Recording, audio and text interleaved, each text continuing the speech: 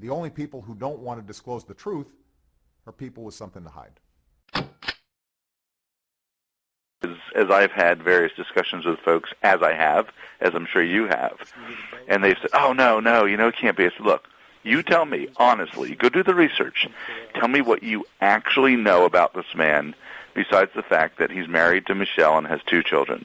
I mean, really, what can you factually defend? And the fact is, and you've read the same books I have, read, Corsi's book, read Cashel's book, his whole background is so ambiguous. If I took $500 and hired a private investigator, I could probably learn more about you in 3 days just walking around your town talking to people. Yes. Than we know absolutely. About Barack Obama. Yeah, it's amazing. Well, do you remember the movie, excuse me, Catch Me If You Can? Yep, fascinating film. Yes, and so it had Tom Hanks and Leonardo DiCaprio, and it was about this guy, Abagnale, I believe, or Abagnale was his last name.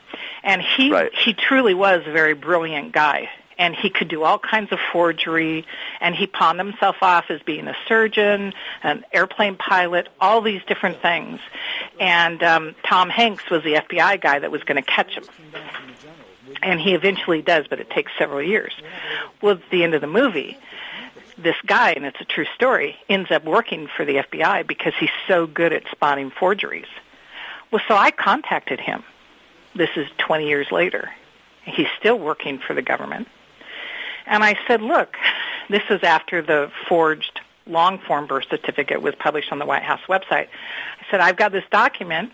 I think it's critical that we nail down exactly if this is a forgery or not, and I'd like you to look at it. And he emailed me back and said he couldn't because he's working for the government. And I thought, isn't that what you're supposed to be doing, working for the government? Catching bad guys who are using forged documents? Come on, I just laughed out loud.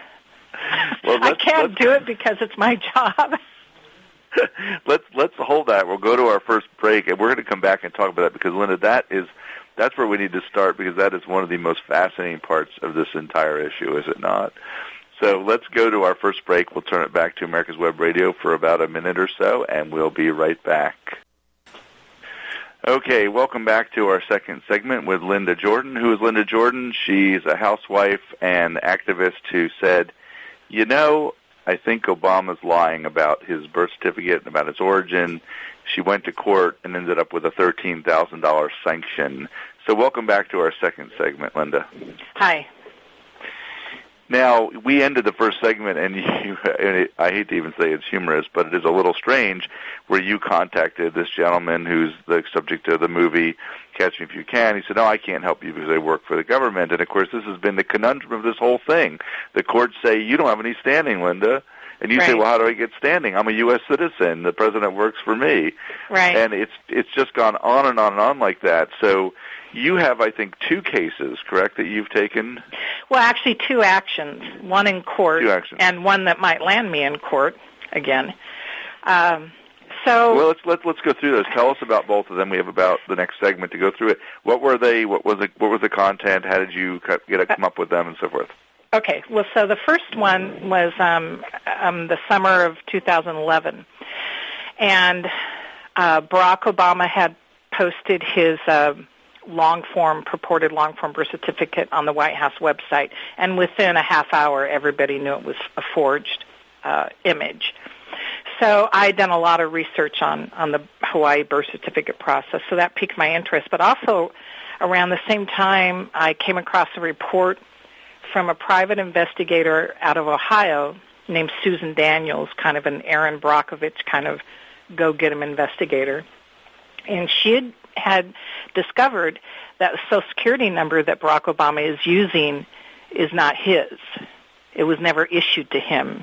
And it was issued in 1977, I believe in March, when he was a 15-year-old boy in Hawaii in high school.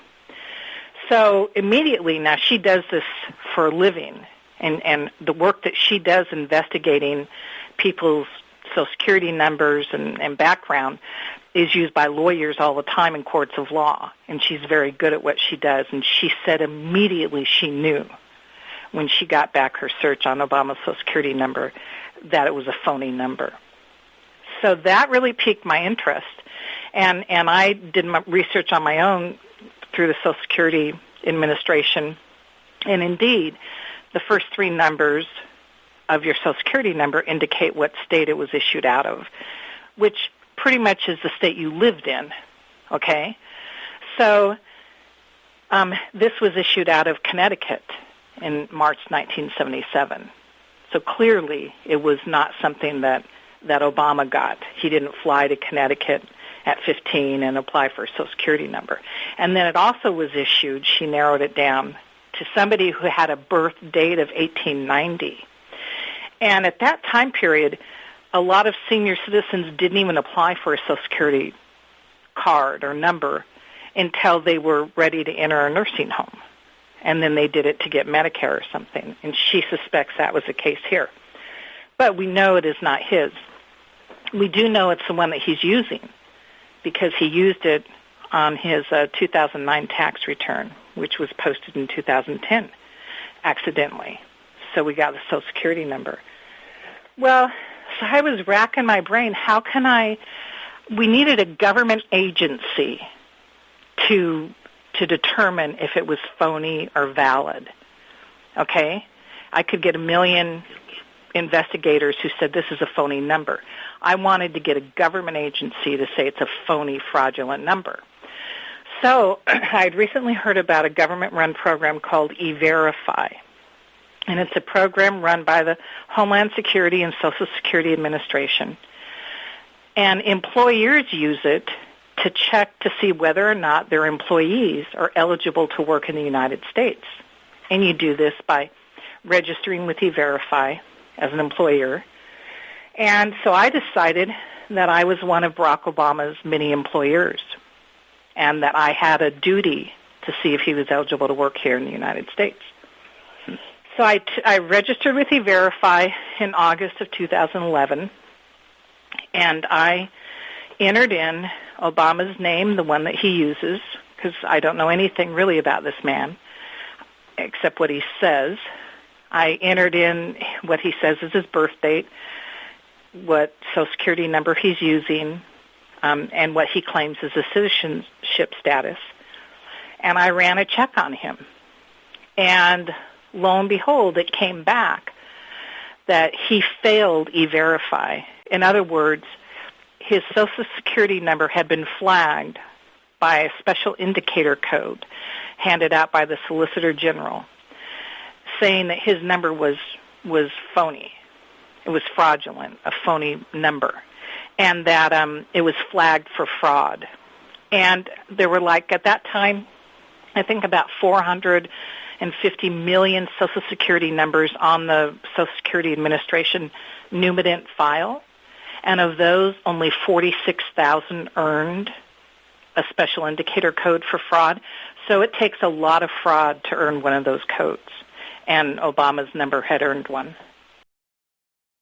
I do solemnly swear that I will support and defend the Constitution of the United States against all enemies, foreign and domestic, that I will bear true faith and allegiance to the same, that I take this obligation freely, without any mental reservation or purpose of evasion, and that I will well and faithfully discharge the duties of the office upon which I am about to enter. So help me God.